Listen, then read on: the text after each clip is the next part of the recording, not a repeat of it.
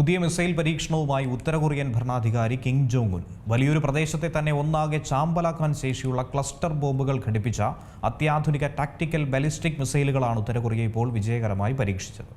സർവനാശം വിതയ്ക്കുന്ന പുതിയ മിസൈൽ പരീക്ഷണവുമായി എത്തിയിരിക്കുകയാണ് ഉത്തര കൊറിയയുടെ ഭരണാധികാരിയായ കിം ജോങ് ഉൻ. വലിയൊരു മേഖലയെ മുഴുവൻ കത്തിച്ചാമ്പലാക്കാൻ ശേഷിയുള്ള ക്ലസ്റ്റർ ബോംബുകൾ ഘടിപ്പിച്ച അത്യാധുനിക ടാക്ടിക്കൽ ബാലിസ്റ്റിക് മിസൈലുകളാണ് ഉത്തര കൊറിയ വിജയകരമായി പരീക്ഷിച്ചിരിക്കുന്നത്. ഞായറാഴ്ച നടന്ന പരീക്ഷണത്തിന് കിം ജോങ് ഉൻ നേരിട്ടാണ് നേതൃത്വം നൽകിയത്. ഹാങ്സ്വാങ് ഫോ 11 റ എന്ന് പേരിട്ടിരിക്കുന്ന സർഫസ് ടു സർഫസ് ബാലിസ്റ്റിക് മിസൈലുകളാണ് പരീക്ഷിച്ചത്. 5 മിസൈലുകൾ 136 കിലോമീറ്റർ അകലെയുള്ള ലക്ഷ്യസ്ഥാനം കൃത്യമായി ഭേദിച്ചുവെന്നാണ് ഉത്തര കൊറിയയുടെ ഔദ്യോഗിക വാർത്താ ഏജൻസിയായിട്ടുള്ള KCNA റിപ്പോർട്ട് ചെയ്തിരിക്കുന്നത്.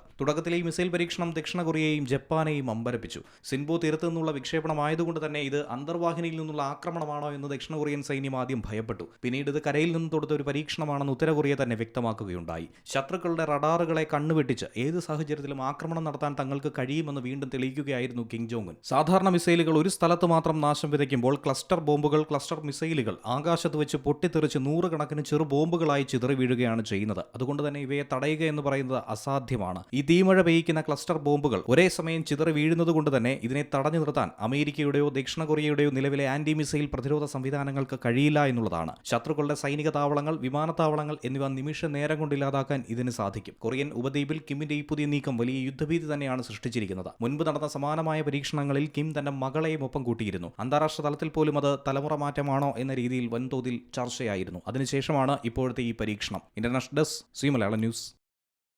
ഏറ്റവും പുതിയ വാർത്തകളും വിശേഷങ്ങളും വിരൽത്തുമ്പിലറിയാൻ സി മലയാളം ന്യൂസ് എല്ലാ ഡിജിറ്റൽ പ്ലാറ്റ്ഫോമുകളിലും ലഭ്യം.